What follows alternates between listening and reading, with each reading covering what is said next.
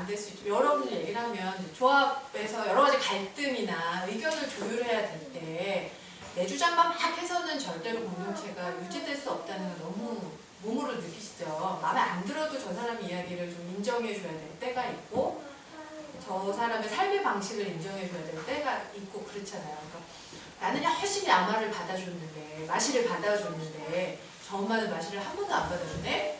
이런 제기랄. 이럴 때도 있지만 그냥 저 사람은 아직 그럴 만큼 마음이 열리지 않았나 보다. 혹은 이렇게 독립적으로 살아야 된다는 거에 대한 강박이 좀 더 심한가 보다. 이렇게 이제 좀 인정하고 가야만 이게 유지가 되잖아요. 그런 것처럼 아이들도 그렇다는 거예요.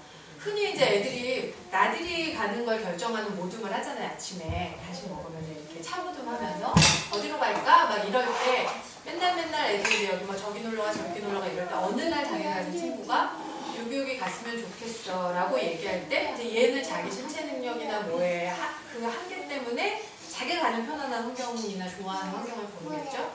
이럴 때 이제 요거를 인정해 줄 수 있느냐 없느냐의 문제인 거죠. 혹은 이런 거예요. 제일 첨예한 게 뭐냐면 점심시간에 친구들은 다 줄 서서 배식을 받아서 먹는데 얘는 앉아있고 선생님이 갖다 줘. 이런 걸 인정해야 된다거나 더 예민한 건 뭐냐면 편식을 못하게 하잖아요. 장애를 가진 친구들은 편식이 심해요. 그런데 우리는 다 먹어야 된다고 얘기하면서 왜 쟤는 저거 안 먹어도 된다고 얘기해? 뭐 이럴 때 그런 이제 아주 삶의 소소한 부분에서 장애를 가진 친구와 함께 지낸다는 게 획일적이지 않다는 걸 알려줄 수 있다는 거죠. 이 사람이 나와 달라. 내가 지내는 방식, 감각하는 방식, 사는 방식이랑 얘는 좀 달라. 이거를 인정할 수 있다는 거예요. 그래서 공동체성이나 사회성이 발달된다고 본 거고요. 나머지는 좀 비슷하죠. 뭐 또래 모방이라는 게 비단 장애인에게만 있는 건 아니죠. 서로 간의 모방이 가능하고 공동육아에서는 많이 강조하는 게 정서적인 문제예요. 통합교육을 했을 때 가장 좋은 효과는 뭐가 있냐면 이상하게도 자존감이 높아진다는 거죠. 이 자존감은 왜 높아질까? 장애 아동이든 비장애 아동이든 자존감이 높아지려면은 어때야 될 것 같으세요? 그냥 무조건 나를 사랑해. 무조건 나는 참 괜찮은 사람이야. 이렇게 생각할 수가 있나요, 여러분은? 보통 그건 다 비교에 의해서 가능하잖아요. 나는 쟤보단 이런 게 좀 나아. 이럴 수도 있고. 어떤 기준치에 의해서 나는 좀 괜찮은 사람이야. 이렇게 자꾸만 되잖아요. 그래서 이제 그 잘하는 걸 격려하는 사회에서 만들어진 자존감은 굉장히 허약해요. 더 잘하는 사람이 나오면 휙 꺾여버리거든요. 그런데 이제 장애 통합을 하면 이런 거죠. 그냥 다 달라. 사람이 다르듯이 내 안에도 다 다른 차이가 있어. 어떤 건 좀 잘하고 어떤 건 좀 못해. 이런 게 그냥 자연스럽게 익혀진다는 거예요. 그게 자존감을 만든다는 거예요. 그런 자존감은 잘 훼손되지 않아요. 그리고 자꾸 이제 차이를 이야기하고 사람들에게 얘랑 이런 게 다르고 너랑은 이런 게 다르고 이런 얘기를 자꾸 하다 보면 자기인식도 높아지죠. 나도 이런 점은 다르고 저런 점은 다르고 나랑 쟤랑은 저런 게 다른데 그건 좋고 나쁨이 아니다. 라고 이해하기 시작하는 거죠. 그게 장애통합의 최대의 효과라고 보여지는 거예요. 배려심도 많이 는다고 얘기하는데 이게 눈앞에서 보기에는 쉽지 않아요. 장면을 가끔은 포착할 수 있거든요. 예를 들면 장애를 가진 친구랑 안 가진 친구랑 방방에서 막 같이 뛰면서 놀다가 내려오는데 비장애 친구가 장애 친구의 신발을 이렇게 놔주고 신겨주고 이런 아름다운 장면은 너무나 드물게 포착돼요. 그러니까 배려심을 배울 수 있어요. 그럼 그런 장면이 막 많이 연출돼야 된다고 생각하시지만 너무나 드물게 포착이 돼요. 그런데 드물게 포착되지만 얘네들의 마음에 그게 있다는 게 중요하고 이 배려심을 배우는 거는 언제쯤 드러나냐면 청소년기가 됐을 때 그때 확 보여요. 제가 본 경험 이거 진짜 학문적으로 연구 결과가 나온 건 아닌데 어릴 때는 특히 유아기와 초등기에는 얘네들이 장애인이니까 내가 배려해줘야 돼 이런 마음 사실 별로 없어요. 근데 얘랑 나랑 좀 다르고 얘는 좀 늦게 해도 돼 이런 거지 그렇진 않거든요. 근데 이제 이런 식의 삶이 막 쌓이면 나중에 청소년기가 됐을 때는 정말로 진심으로 그 사람의 특성이기 때문에 존중해줘야 돼가 배려심이 돼버리는 거예요. 내가 저 사람보다 나아서 저 사람을 도와줘야 돼가 아니고 그의 이런 조건이 필요한 거야 라고 행동하는 것들이 타인에 의해서는 배려를 일으켜주는 거죠. 그런 행동들이 아이들이 몸에 배요. 행동과 마음이. 그리고 정말로 차별하는 마음들이 별로 없어요. 그러니까 제가 공동육아 졸업한 친구들, 공동육아 대안학교 같이 한 친구들, 일반 학교 친구들 이렇게 해서 청소년기 애들을 지금 중고등학교도 다 통합교육 하잖아요. 거기서 만난 애들이랑 이렇게 정식으로 인터뷰를 한 건 아니지만 같이 밥 먹으면서 이렇게 얘기해보면 정말로 달라요. 그러니까 일반 공교육만 경험한 친구들은 공교육에서 이루어졌던 통합교육이 형식적으로는 얼마나 훌륭했는지 모르지만 정서적으로, 그러니까 얘네들의 삶의 문화에서는 좀 다른 거에 대한 배타심이 훨씬 더 많이 몸으로 체득되잖아요. 장애인은 아닌데 심지어 내가 이 집단과 좀 달라질까봐 굉장히 긴장하면서 살잖아요. 내가 좀 달라서 왕따 되면 어떡하지? 이런 긴장감을 한 친구들은 장애에 대한 이해도가 현저히 떨어져요. 그런데 이제 공동육아에서 장애통합을 경험했거나 대안학교에서 장애통합을 경험한 친구들은 그거에 대한 두려움이 별로 없어요. 그러니까 낯선 사람과 만나서 함께 생활하는 거에 대한 두려움이 별로 없죠. 그런 차이를 되게 많이 보이고 그렇게 이제 지낼 때도 훨씬 더 자연스러운 배려가 가능하죠. 이런 게 창의력과 리더십이라고 요즘 교육계에서는 이야기가 되죠. 창의력을 갖는다는 게 반짝이는 아이디어를 만들어내는 게 아니라는 건 지금 너무 뻔하잖아요. 반짝이는 아이디어는 검색을 잘하면 잘 찾아내요. 그런데 정말로 창의력은 여러 가지 다른 사람들의 능력을 조합해서 하나의 아이템을 창출해낼 수 있는 능력이라고 보는 거거든요. 최근의 창의력은 개인의 어떤 능력이 아니라 네트워킹 해내는 능력이라고 보고 있어요. 왜냐하면 정보가 너무 흔하게 돌아다니기 때문에. 옛날엔 정보를 가지고 있는 게 힘이었지만 지금은 그 정보를 내가 네트워킹하는 능력이 그게 정말 힘인데 중요한 건 사람이 네트워킹할 줄 아는 사람이 있는가? 그게 이제 21세기 아이들의 화두라고 해요. 교육이 이런 거에 되게 좋은 영향을 줬다라고 이제 선생님들이 얘기를 하신 거고요. 근데 이제 여기부터 좀 이상해져요. 통합교육이 성공했다고 생각하세요? 라는 질문을 했어요. 물론 이제 성공이라는 거에 기준이라는 게 없으니까 여기서의 성공은 만족하는가, 참 잘했다고 생각하는가 이런 거거든요. 근데 보시면 성공했다고 생각하는 비율이 몇 프로예요? 32%. 성공이 아니라 실패했다고 생각하는 비율은 32%, 52%. 이 빨간 막대는 뭐냐면 그냥 보육교사. 파란 막대는 대표교사. 일선에서 아이들을 만나는 교사가 훨씬 더 실패했다고 보는 거예요. 너무 이상하지 않으세요? 긍정적인 영향을 미치는데 실패가 이렇게 높아요. 성공이 30%밖에 안 돼요. 다음 질문을 했죠. 장애아동이 우리 어린이집에 들어오면 선생님들 맡으실 거예요? 물어봤더니 몇 프로예요? 50%가 안 돼요. 그나마 일선 교사들은 30% 이렇게 떨어지는 거예요. 맞겠다고 얘기하는 사람들이. 이건 뭐지? 이 갭은 뭐지? 이 똑같은 갭이 안 맞는 사이에도 있어요. 공동육아 철학이 너무 좋아요. 함께 살아야죠. 공동체 해야죠. 이거는 막 동의해요. 장애 친구를 받으시겠어요? 이러면 이제 나무의 사람 우리는 받을 거예요 이러지만 전체 공동육아 70개 중에 지금 통합교육하는 데가 13군데밖에 없어요. 그러니까 우리 공동체로 살아야 돼요 라고 말하면서 실제로 장애통합을 하실래요? 이러면 20-30%밖에 안 하는 거예요. 왜 그럴까? 그 갭은 뭘까? 이제 분석하기 시작했죠. 왜 그렇게 생각하세요? 라고 얘기했더니 통합교육을 하면서 실제로 겪어내는 경험들이 주는 부정성이 있는 거예요. 그 경험이 뭐냐면 따돌림과 공격성을 보게 된다. 아이들 사이에서.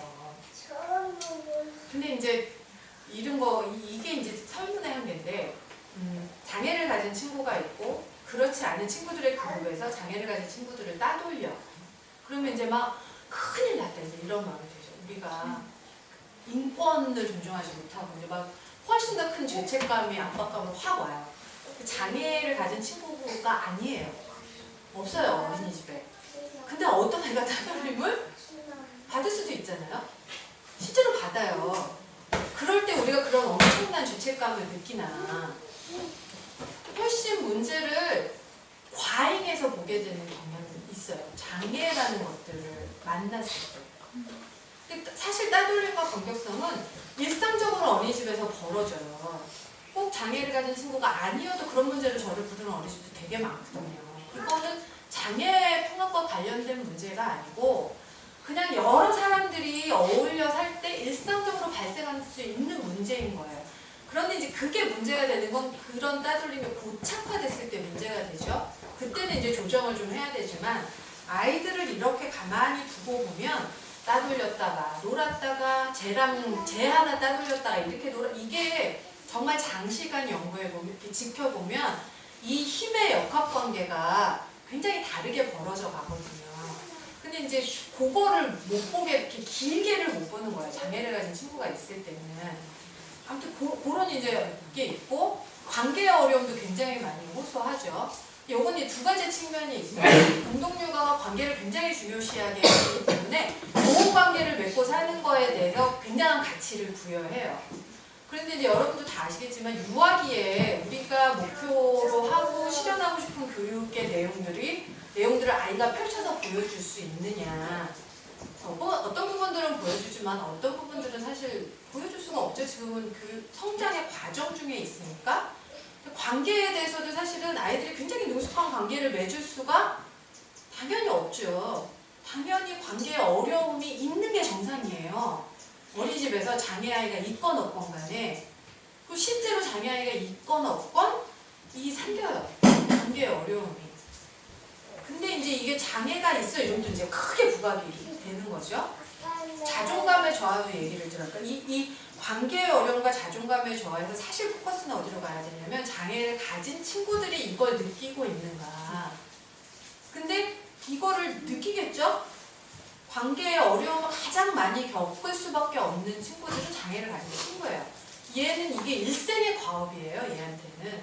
평생을 거쳐서 얘가 극복해야만 되는 혹은 받아들여야 하는 어떤 해결책을 받아들일지는 모르지만 얘한테 가장 큰 숙제가 관계의 숙제일 수 있거든요. 근데 이거 어린이집 안에서 해결하려고 하는 거예요. 당연히 해결이 안 돼요. 이런 거는 그러니까 그냥 좀 이거는 일상적으로 어린이집에 있는 일이야 라고 받아들여야지 이게 있을 수 없어 라고 생각하기 때문에 실패로 보게 되는 측면이 있다. 저랑 달팽이 선생님은 좀 생각했어요. 그러니까 이런 거예요. 공동체를 할 때 여러 가지 불편함이 발생하잖아요. 그 불편함은 개선되어야 하지만 때때로는 어린이집을 졸업하기 전까지 해결되지 않는 불편함도 있을 수 있어요. 그 불편함을 우리가 견디거나 혹은 그 불편함과 함께 살 내공이 우리한테 있느냐.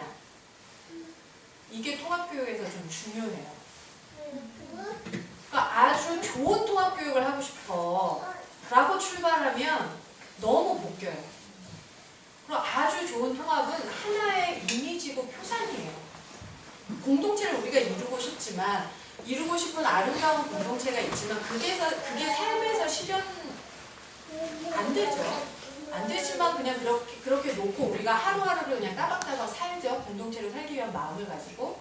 통합교육도 마찬가지거든요. 좀 좋은 통합교육이 이루어졌으면 좋겠어라는 상이 있지만 그 상을 향해 우리가 따박따박 살 필요는 있는데 그게 지금 이루어지지 않는 거에 대해서 좌절하거나 절망하거나 괴로워할 필요는 없다는 거예요. 그리고 아주 이질적인 사람들끼리 같이 살아야 되기 때문에 사실 더 많은 갈등과 충돌이 있을 수밖에 없다는 걸 인정하고 시작하자는 거죠.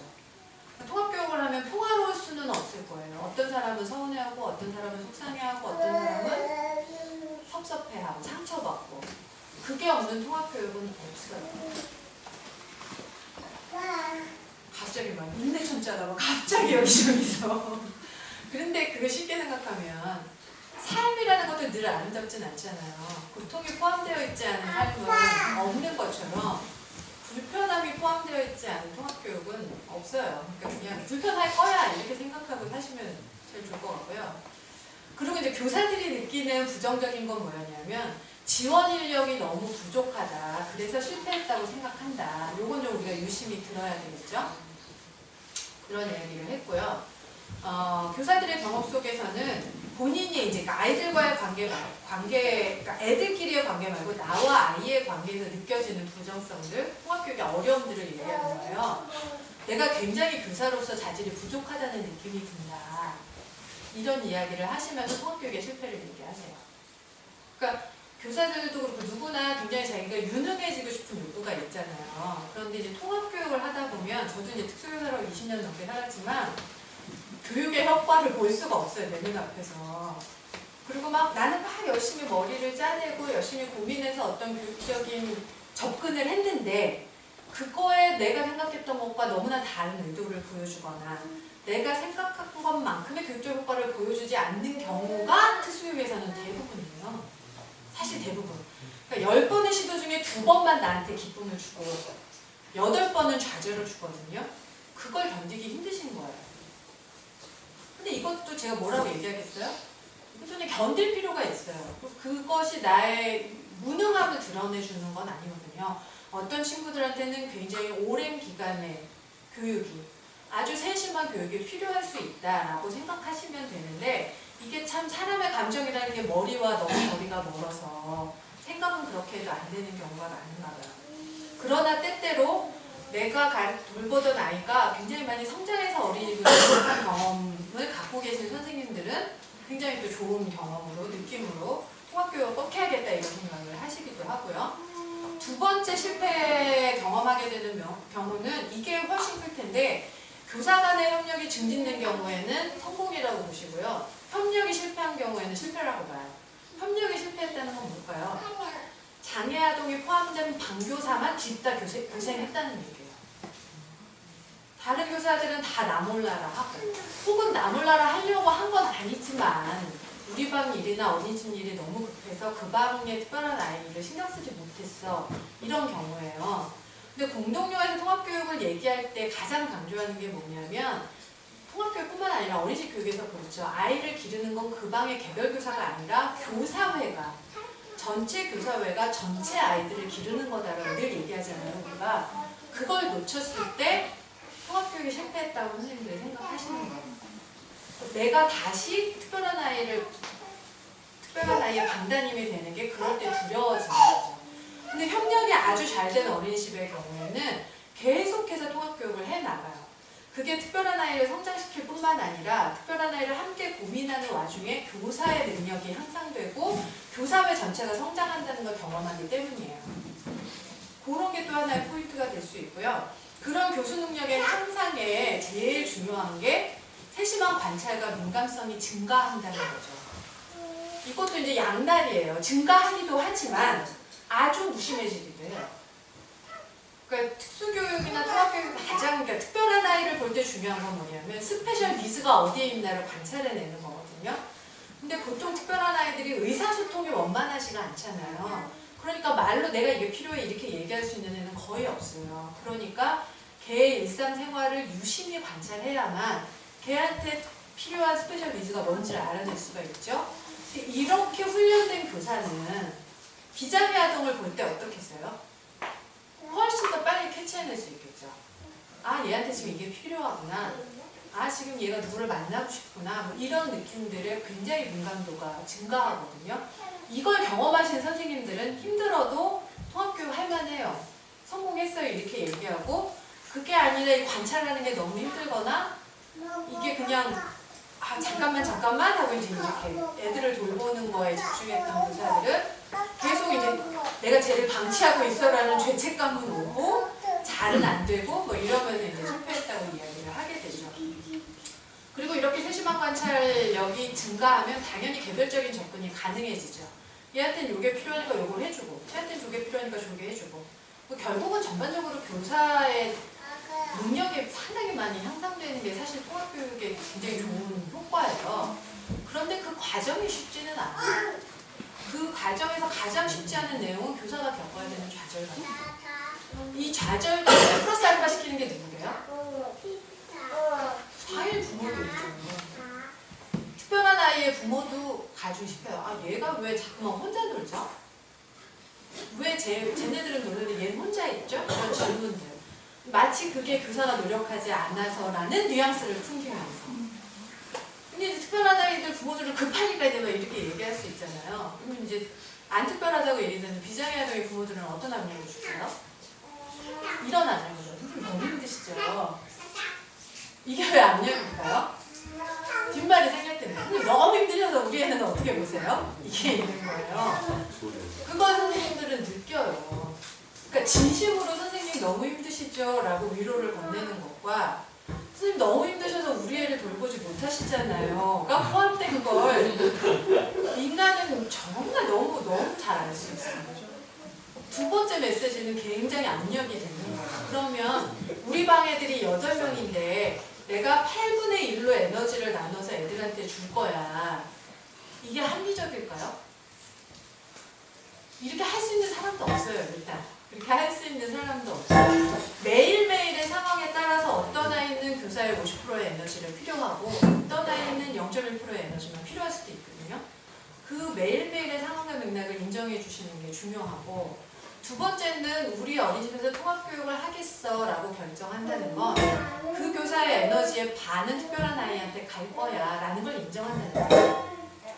n분의 1로 해주세요 그러면서 통합교육 하겠어요 이렇게 얘기하면 그 교사 보고 나가라고 얘기하는 거예요. 그렇게 할 수 있는 사람이 없거든요. 그렇게 할 거면 정말 그 교사가 그렇게 할 수 있다면 특별한 아이한테 실수하시는 거예요. 걔는 그 에너지로 여기서 살 수가 없어요. 걔가 여기서 살려면 교사의 에너지의 50%를 받아야 살 수 있는 애예요. 그걸 하겠다고 얘기하는 게 통합교육을 하겠다고 얘기하는 거라는 걸 명심하셔야 돼요. 그게 핵심이에요. 그렇게 근데 이제 잘 해오신 거잖아요. 나무의 쌀은 내 마음은 벗겨도 겉으로는.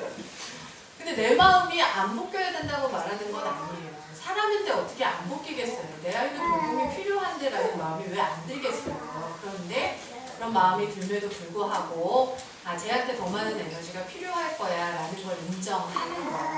그게 중요하다는 거죠. 너무 어려울까요? 그런 마음이? 근데 이제 이런 거는 있어요.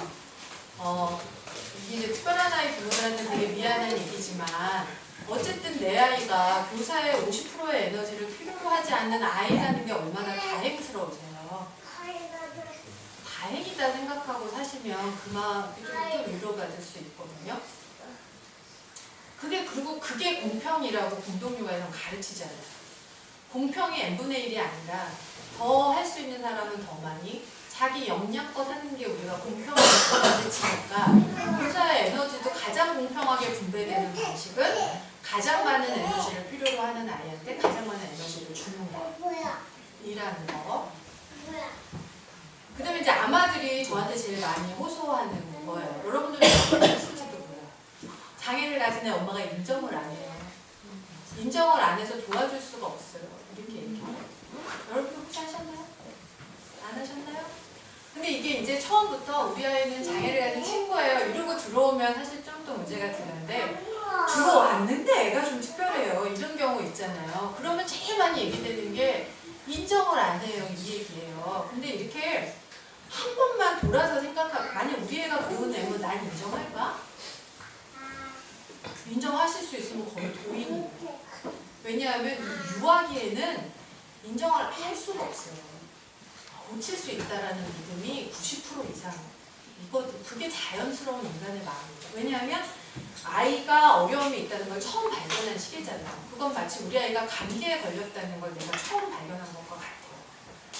감기를 낫게 하려는 온갖 노력을 우리가 하죠. 지압도 하고 차도 끓여 마시게 하고 손도 따고 막 하잖아요. 그걸 하는 시기인 거예요. 특별한 아이 부모들한테는. 이게 아까 싱클레어가 말한 것처럼 존재의 양식이라는 걸 받아들이는데 부모도 어려워요. 왜냐하면 부모도 장애를 가진 사람이 아니니까. 그 시간을 우리가 같이 기다려줘야 되거든요. 그러니까 그 부모가 다행히도 우리 아이가 이런 어려움이 있어서 이런 도움이 필요해 라고 오픈하고 얘기할 수 있고 함께 고민할 수 있는 분이면 그냥 감사하면 돼요. 저분이 굉장히 인간적으로 성숙한 사람이구나 이렇게 생각하면서. 그렇지 않은 사람이 평범한 사람인 거죠. 그러면 그분의 마음이 부드러워지고 조금 평안해지기를 여러분들이 옆에서 이렇게 기다려주면서 도와주시는 게 훨씬 더 필요하죠. 괜찮아 라고 말해줄 수 있는. 그래서 제가 어디 가든지 인정하라고 얘기하지 말라고 얘기해요. 제일 잘 알거든요. 그 부모가 우리 애가 뭔가 좀 달라, 좀 이상한데 가장 큰 스트레스와 고민 속에 빠져 있을 거예요. 그분이 먼저 도움을 청할 때까지 좀 기다려 주시기를.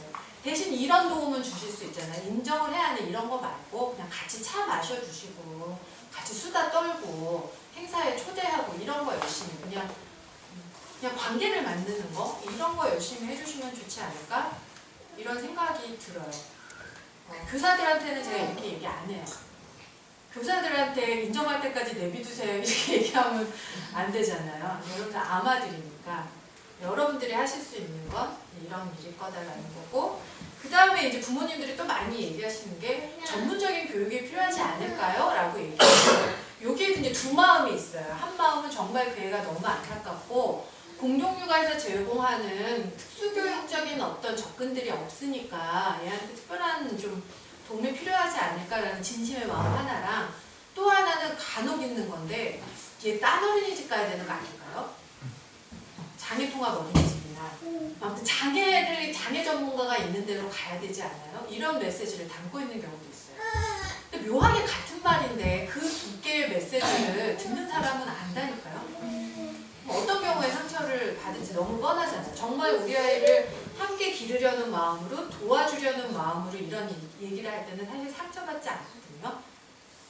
좀 상처받을 수도 있어요. 과민반응이 있을 수도 있으니까. 두 번째 메시지의 경우에는 확실하게 상처를 받죠. 배척당한 느낌을 받을 수밖에 없겠죠. 근데 전문적인 교육은 필요해요. 얘네들 성장기에 적절한 자극이 필요하기 때문에. 그런데 이제 공동육아의 최대 한계가 이거죠. 그러니까 공동육아가 정서적으로는 통합교육에 너무너무 좋은 환경이에요. 어쨌든 아마도 이렇게 교육도 받으시고 최대한 차이가 차별이 아니게 하려고 노력하시고 함께 키우려고 애쓰기 때문에 장애를 가진 친구들한테 굉장히 긍정적인 환경이면 분명해요. 그래서 공동육아, 어린이집, 대안학교, 청소년과정까지 마친 장애 친구들을 보면 정말 표정이 밝아요. 자긍심도 있고요. 자존감도 되게 높거든요. 근데 특수교육적 서비스는 진짜 없어요. 공동육아도 대안학교도. 요거의 어떤 절충점은 찾으실 필요가 있죠. 그러니까 아주 전문적인 언어치료, 물리치료 이런 거는 밖에 기관에서 하더라도 어쨌든 특수교육적인 시각을 갖고 있는 교사를 채용해야 되는 문제에 대해서는 좀 심각하게 고민할 필요가 있다. 공동육아가. 지금까지는 재정이 안 된다고 너무 미루어오지 않았나? 나는 좀 적극적으로 특수교사 채용에 대해서 고민할 필요가 있겠다. 그런데 공교육에도 정규 특수교사들이 어린이집에 잘 안 오죠. 근데 이제 그래도 다행히 유아특수교육과라는 게 생기지 좀 돼서 그분들을 좀 모셔오거나 아니면 특수교육 지원센터라는 게 각 교육청마다 있어요. 그 바뀐 법에 의해서 여기에 전화해서 지원 인력을 받을 수 있는지. 요즘은 뭐 누리과정 보조교사도 오잖아요. 누리과정 보조교사들을 좀 연수를 시켜서 좀 이런 지원 인력을 만들 수 있는 이런 적극적인 고민들이 좀 필요하다는 거죠. 이제 지원 시스템 뒤에서 또 얘기할 거니까. 그다음에 이제 상처를 줄까봐 두려워요. 이제 이런 얘기 하시게 되죠. 많이 하시죠. 이거는 뭐 제가 늘 하는 얘기. 상처 없는 삶은 없다. 그러니까 상처를 줄까봐 두려워하지 마시고 그냥 상처를 주고 받는 게 통합교육이겠거니 이렇게 생각하시고 상처 받았을 때 어떻게 위로할까, 어떻게 위로받을까에 집중하시는 게 더 좋을 것 같아요. 위로가 안 될 수도 있죠. 그러다 졸업할 수도 있어요. 상처투성이로. 그것도 어쩔 수 없어요. 그냥 그런 거예요. 그런데 최대한 그 상처가 내 성장의 계기가 될 수 있게 만드는 거. 그게 우리가 할 수 있는 일의 전부죠. 상처를 예방할 수는 없다는 거예요. 상처를 통해서 우리가 성장할 수는 있어요. 그건 우리 몸이죠. 그렇게 쉽지는 않은 일이지만 그러니까 통합교육을 막 이렇게 겪고 나면 좀 자기 성찰력 같은 건 굉장히 많이 좋아지는 것 같아요. 내가 그때 왜 그렇게 반응했을까라고 후회하는 게 아니라 내가 그렇게 반응한 거에는 나의 이러이러한 마음이 있었겠구나 라고 해석하게 되는 해석력들이 좋아지는 것 같아요. 그러니까 내가 우리 애랑 특별한 아이랑 막 싸웠을 때 한 대 맞았을 때 왜 이렇게 속상했을까. 나는 우리 아이가 절대 맞으면 안 된다고 생각하는데 왜 맞으면 안 된다고 생각할까 라는 질문을 던질 수 있는 거죠. 내가 내가 갖고 있는 욕망과 욕구가 뭔가를 들여다볼 수 있는 게 그런 상처를 통해서죠.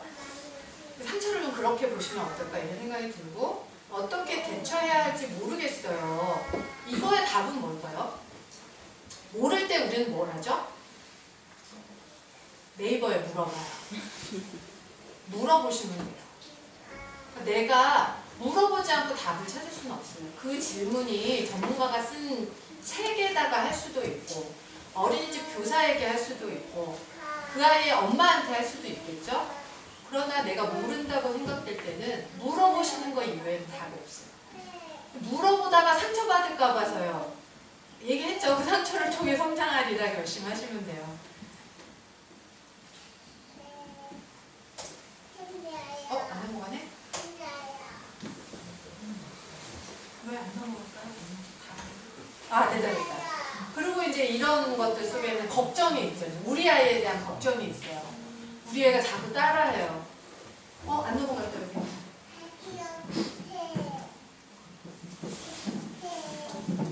벌써 12시 10분이 되었어요. 반도 안 했는데.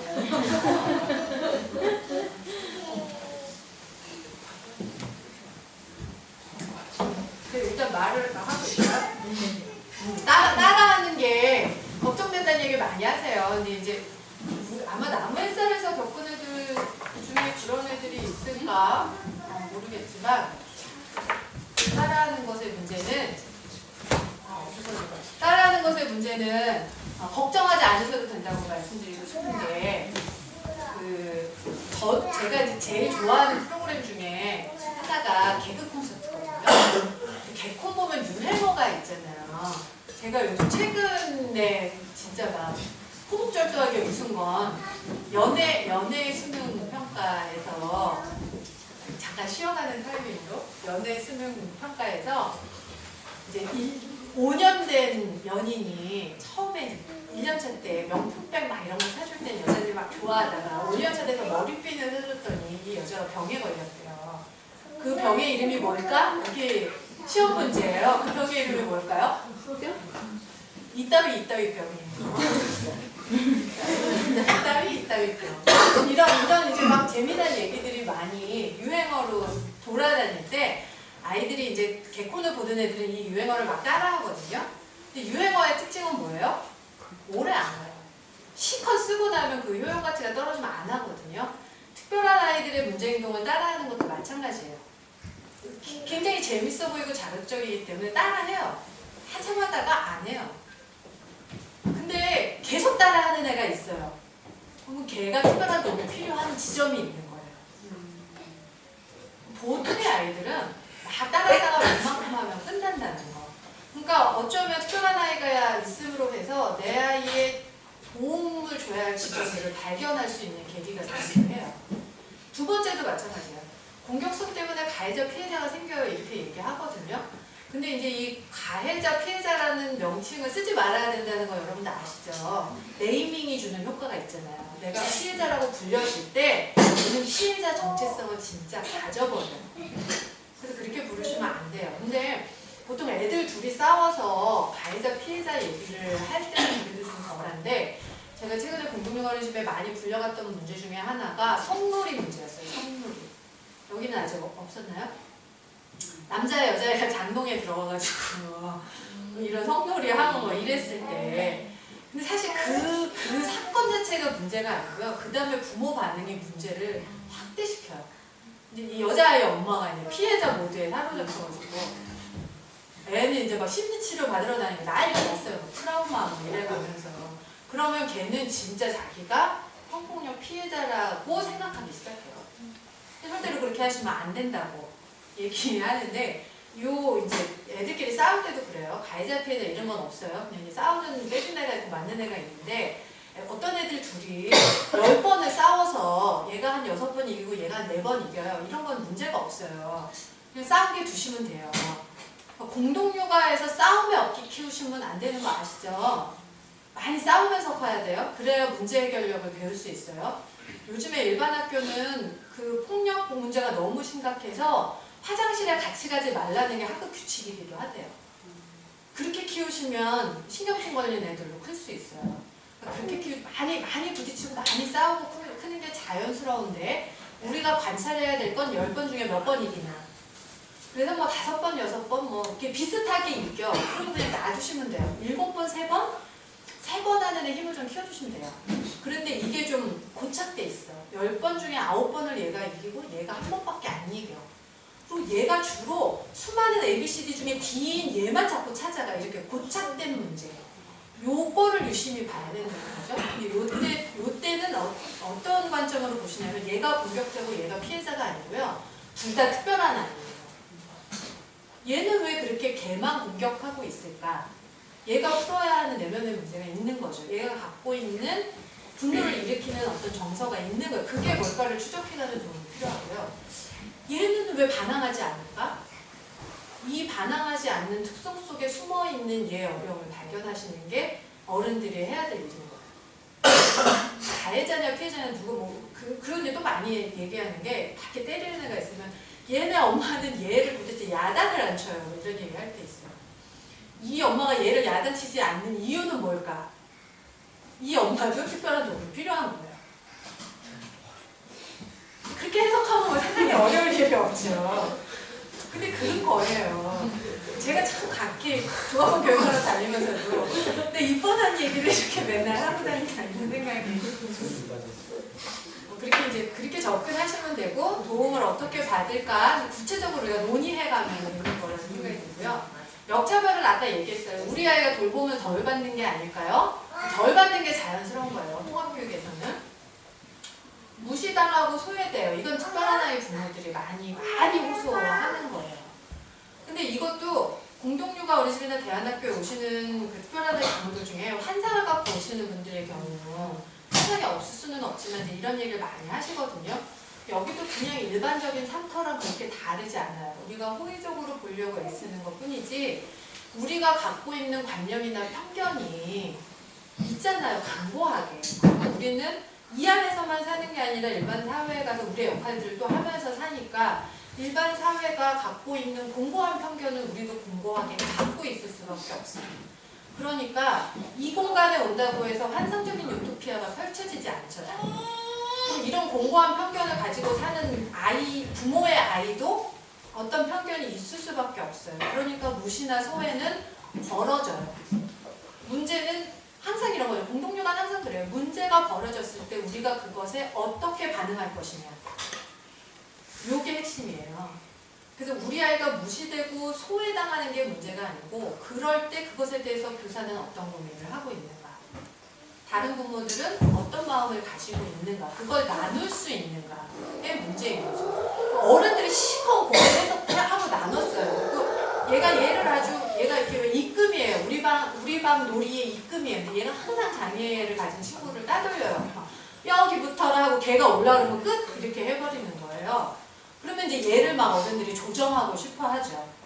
얘를 조정하는 방식은 얘한테 너 그렇게 하지 마 라고 얘기하는 건 별 효과가 없어요.